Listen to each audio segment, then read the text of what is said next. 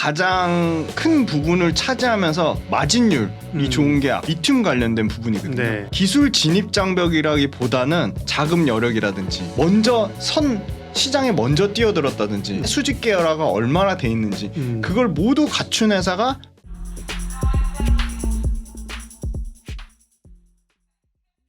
그러면 지금 배터리 업체는 투자하기에 매력적인가? 예를 들면 좋긴 한데 많이 올랐으니까 좀 쌀 때를 기다렸다가 다시 사면 되지 않나? 이렇게 여쭤본다면. 네. 당연히 쌀 때 어떤 종목이든 제가 한 18년 정도 실전 투자를 해보니까 어떤 종목이든 직각으로 올라가는 종목은 없더라고요. 그렇죠. 항상 상승 뒤에는 건강한 만들어가죠. 조정을 거치는데 분명히 2차 전지도 또 이렇게 말씀드리면 또 엄청나게 욕먹을 수도 있는데 분명히 조정은 올 거라고 생각합니다. 근데 조정이 오는 게 언제 올지는 그건 아무도 모르는 거고요. 그래서 중요한 게 저희가 적립식 펀드 들듯이 주가가 빠질 때마다 결국은 수익금이 중요한 거니까 수량을 조금씩 예를 들어 기준을 본인만의 기준을 세우는 거죠. 뭐 종가 기준으로 전일 대비 2~3% 빠지면 나는 뭐 한 두 주 사본다. 뭐 전일 대비 또 반대로 매도도 이렇게 세우실 수 있을 것 같아요. 나는 내가 생각한 목표 수익률은 50%인데 단기간에 나노신소재가 너무 많이 올라서 목표 수익률이 20%에 도달했다. 그럼 벌써 내 마음에 부담감이 생기잖아요. 그래서 제가 제일 좀 강조해서 말씀드리는 게 이 2차 전지야말로 내 마음의 크기만큼만 가져가자. 내 마음에 부담되면 무조건 절반 이상 덜자입니다. 근데 사는 거가 더 어렵잖아요. 파는 게 사실 더 어렵고요. 그렇죠. 사는 거는 성장률이 꺾일 때 파시면 되는데 아직까지는 성장률이 꺾이는 시기는 아니기 때문에 차라리 수량을 주가가 빠질 때마다 조금씩 모아가는 게 맞지 않나. 좋은 얘기인데요. 보고 사실은 좋은 건 안다. 단기적으로 부담스럽다. 조정이 오면 사야지. 기다리는 조정이 안 와 이게 그죠 시장에서 계속 가니까 장기적으로는 좋다면 근데 사실 이제 그 시기가 언제일지 정확히 모르겠으나 사실은 이렇게 말씀하신 것처럼 수직으로 한 번에 이렇게 가는 거는 과하긴 해요. 역사를 보면 조정은 받아요. 그럼 그 타이밍을 모르니 장기적으로 좋다고 생각하면 그 중에 몇 종목을 대표적인 걸 가지고 적립식으로 좀 나눠서 사면서 그죠. 그 전체적인 그 자기가 사려고 하는 규모로 주식수를 늘리는 거예요. 수량을 늘리는 게 늘리는 거죠. 중요하다고 좋은 전략인데요. 그런 마음이 좀 편안하죠, 그렇죠? 뭐 지금 2차 전지 없으면 그냥 정말 소외감이 있거든요. 야, 딴 거 다 팔어. 올인 이러면 정말 괴로워요, 그죠? 그러니까 조금 사주고. 계속 적립식으로 좀 사주는 거 좋습니다. 그러면 그 2차 전지 내에서도 아까 말씀드린 상대적으로 좀 들어오른 배터리 셀부터 먼저 모아가시는 겁니다. 배터리 셀을 모아가는 중에 양극재나 음극재가 조정이 나오면 받으면 포트폴리오 분산 차원에서 그렇게 나누시는 거죠. 좋네요. 아까처럼 소재 업종이 나는 샀고 좋은데 내가 생각보다 더 갔어. 그러면 오히려 조금 줄여서 맞습니다. 조금 약간 셀 쪽에다가 또 집어넣고 그죠? 그 안에서의 리밸런싱을 하는 겁니다. 2차 전지 내에서 너무 좋은 게 2차 전지에 약간의 국뽕이 들어갈 수 있습니다. 좋은 이유는 2차 전지가 지금 물론 셀이 양극재나 음극재에 비해서 소외받은 건 맞지만 그럼에도 불구하고 지수보다 시장보다 아웃퍼폼한다는 건 분명한 사실입니다. 그 의미는 2차 전지가 셀과 장비와 소재가 골고루 그 안에서 순환매가 돌고 있다는 게 굉장히 큰 특징이라고 말씀드릴 수 있겠습니다. 그러면 김 대표님한테 전체 성장성이 높은 2차 전지를 전체 포트폴리오에 지금 아까 얘기처럼 그 2차 전지 안에서 리밸런싱을 하고 간다. 그러면 대략 한 몇 퍼센트 정도를 개인마다 다 다르지만 김 대표님의 저 어떤 부분은 2차 전지 포션은 어느 정도 전체 포트에서 어느 정도 가져가는 게 좀 좋아요? 저 같으면 저는 좀 굉장히 공격적인 성향에서 최소한 뭐 70% 이상. 그리고 30%를 다른 업종을 담는 게 아니라 2차 전지 빠질 때 대비해서 더 비중을 실는 용도로 30% 현금을 들고 있겠습니다. 현금 내지는 현금성 주식, 현금성 주식, 그렇죠. 뭐 예를 들면 맞습니다. KT 뭐 이런 거, KT 뭐 많이 그것도 좋은 방법입니다. 빠지긴 했습니다만 그죠? 굉장히 중요한 말씀해 주셨는데 LG화학 우선주가요. 배당 수익률이 3.8%가 납니다. 근데 LG화학 우선주는 지금 LG화학의 양극재 가치가 전혀 반영이 안 돼 있거든요. 그냥 LG화학 우선주를 그냥 적금 붓듯이 난 배당은 배당대로 챙기고 3.8% 챙기고 LG화학 우선주 LG화학의 성장성이 올라가면 LG화학 우선주 같이 따라 올라가기 때문에 그거를 그냥 뭐 손자들한테도 사주고 자녀한테도 선물로 사주고 그거 굉장히 좀 좋은 전략인 것 좋은 같습니다. 전략인데. 네. 그리고 이제 안 올랐습니다. LG화 우선주 예. 보시면. 그리고 주가가 또 아무리 뭐 LG화학이라도 또 뭐 LG화학은 뭐 사실은 뭐 100만 원 갈 주식이라고 얘기하고 있잖아요. 그죠? 네, 맞습니다. 그럼 네. 가면 그거 줄여서 네. 또 좀 관심권에서 멀어진 뭐 소재 같은 거 좀 살 수도 있고. 맞습니다. 좋습니다. 네. 한 70% 정도 70% 가져가도 지금은 무리가 아니다. 네, 워낙 저는 그렇게 성장성이 보고 강한 있습니다. 섹터다. 네, 네. 네. 아니 박순영 있으면 100% 가져가라는데 딴 거 사지 말라는데.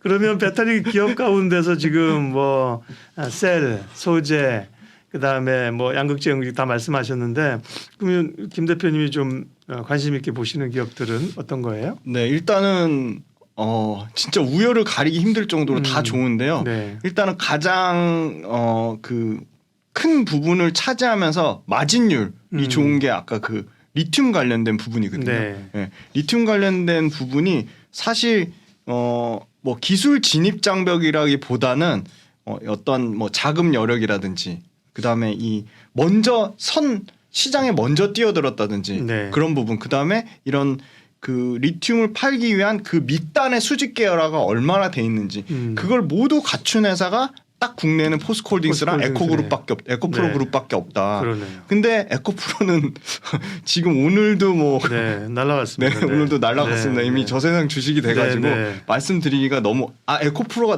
너무 네. 비싸다는 걸 그게 떠나서 아니고, 네. 네, 상대적으로 지금 딱 시점에서 물론 포스코홀딩스도 또, 이거 찍는 네, 관점에 또 네. 날라갔습니다. 네, 네. 하지만 그럼에도 불구하고 포스코홀딩스는 좋게 보는 이유가 여전히 철강의 밸류를 받고 있다는 거예요. 그렇죠. 네. PER로 지금 8배, 9배로 왔다 갔다 하는데 이 PER 8배, 9배라는 의미 자체가 지금 포스코홀딩스가 갖고 있는 각종 2차 전지 소재에 대한 지분 가치 그다음에 포스코홀딩스가 갖고 있는 리튬의 가치가 네. 저는 밸류에이션에 한 10% 정도 반영됐을까요? 그렇게밖에 반영이 안 됐다고 보고 있어서 포스코홀딩스를 제일 좋게 보고 있고 네.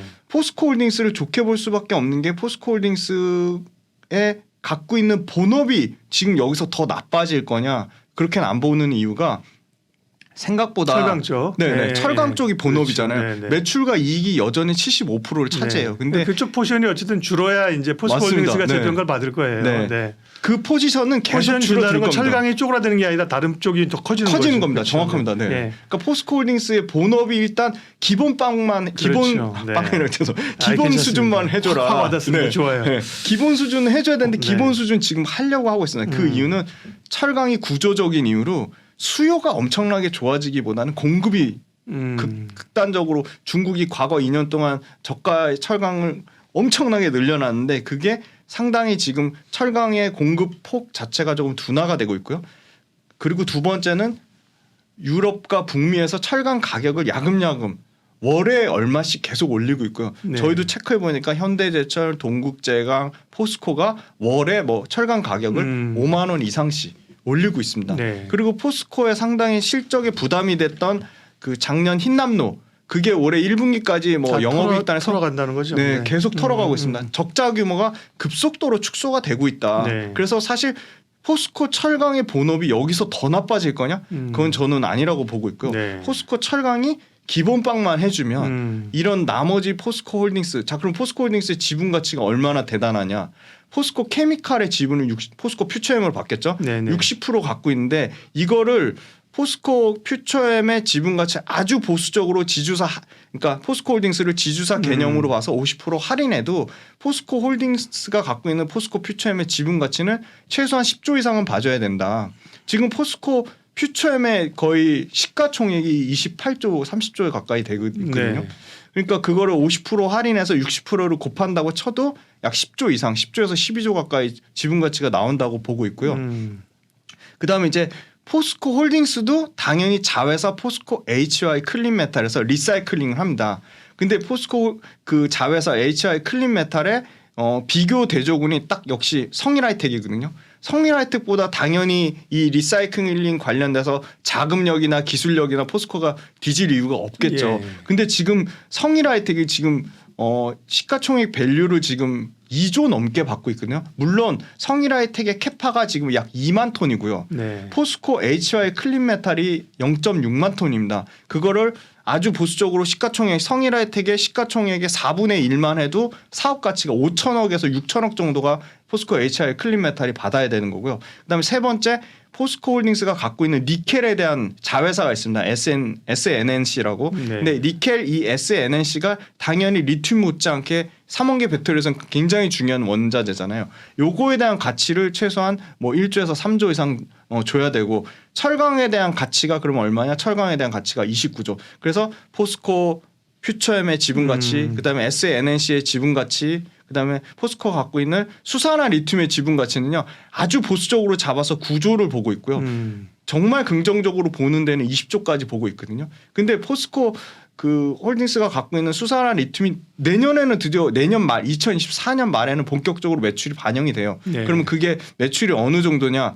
5만 톤 캐파 기준으로 1조 8천억이니까요. 지금 장기적으로는 이거는 5만 톤이라는 거는 염호에서 추출된 것만 5만 톤이고요. 광석까지 합치면 10만 톤이 됩니다. 예. 그러니까 뭐 매출이 뭐 1조 8천억, 3조 6천억, 뭐 7조, 10조, 15조 이렇게 기하급수적으로 올라가니까요. 그래서 썸하면 포스코홀딩스의 그 지금 시총은 33조 한 네, 34조 네. 되는데요. 그렇게 해서 보수적으로 썸하면 얼마쯤 된다고요? 제가 아주 보수적으로 썸한 네. 딱 보니까 네. 니켈 리사이클링까지 합쳐서 네. 굉장히 보수적 뭐 지주사 할인율을 예, 다 예. 엄청나게 줬습니다. 그럼에도 불구하고 약 42조 3천억이 나옵니다. 보수적이네. 나는 네. 100조 부를 줄 알았어. 아니 100조가 아니라 1000조. 33조니까 100조 네, 정도 네. 된다고 그랬더니 지금 42조 3천억 무시하시면 안 되는데요. 네. 42조 3천억으로 계산하면 한 10조 주가로는 정도, 네. 주가로는 한 49만 원 정도가 나옵니다. 네, 그렇죠. 네. 네. 그러니까 여전히 좀 상승 여력이 남아 있는데 예. 이것도 지주사 할인율이나 실제 아까 말씀드린 포스코가 갖고 있는 지분 가치 당연히 포스코 퓨처엠의 주가가 올라가면 지분 가치 당연히 올라갈 거고 네. 포스코 HI 클린메탈의 비교군이 올라가면 당연히 올라갈 거고 니켈의 지분 가치도 계속 올라갈 거라고 보고 있기 때문에 요거는 분기별로 실적 나오는 거에 따라서 한번 계속 제가 출연하게 되면 업데이트를 해드리겠습니다. 아 좋아요. 네. 오세요. 가끔 오세요. 오랜만에 만나는 분이 역시 이차전지에서 진심이시고 그냥 근데 어려운 건 뭐냐면 네. 사실은 포스코홀딩스도 좋다는 얘기를 우리가 지금 들은 건 아니죠. 에코프로도 다 들었어요, 그죠? 네. 그런데 이제 정작 용기를 못 내고 그러죠. 네. 확 오르면 이제 사고 싶고 네. 못 사고 더 오르고 이런 거잖아요. 네, 네. 그러나 지금 2차 전지에 대해서 누구라도 이건 과하다. 지금 다 팔아라 이렇게 얘기할 수 있는 사람도 없고 그렇죠. 네. 혹은 뭐 지금이라도 뭐 다 싸질러서 왕창 사자 이러기도 어려운 시점이에요. 네, 맞습니다. 근데 이제 성장성을 보면서 아까처럼 말씀하신 것처럼 장기적으로 보면 적립식으로 계속 모아가자. 그렇죠. 네. 네. 그게 아주 전략적으로 좋은 거고요. 네. 그렇죠. 네, 좋은 기업을. 포스코홀딩스 네. 그것도 재미난 거 말씀드릴까요? 네. LG와 우선주가 네. 3.7% 배당인데 네. 포스코홀딩스는 4%가 넘습니다. 제가 예전에 그 뭐 박사님한테 말씀드린 네. 적이 있는지 모르겠는데 예전에 뭐 고려할 때 고려하세요 이런 네. 고려 신용정보라는 네, 회사를 네, 투자했는데 맞아요. 네. 저는 그 회사 주가가 오르던 말던 그건 신경을 안 썼고요. 배당. 배당 때문에 샀거든요. 근데 배당이 6%대였습니다. 네. 저는 이제 더 싸게 샀으니까 한 8% 정도 나왔거든요. 네. 그걸 배당을 10년 동안을 받으니까 배당으로 원금이 되더라고요. 야. 그러니까 그런 아니 측면에서 고려신용정보 그렇게 배당을 많이 하는 기업이에요. 몰랐네. 엄청나게 배당을 줬습니다. 네. 네. 물론 지금도, 네. 배당하는 이유는 여러 가지 있어요. 그 회사가 정확히 그렇다는 건 아니고 네, 주주들 생각할 수도 있고 주주가 자기 대주주들이 많이 가져갈 그럴 수도 수도 있습니다. 있어요. 어쨌든 맞습니다. anyway 그렇죠. 네, 네, 네. 고려시장 뭐 이렇게 많이 하는구나.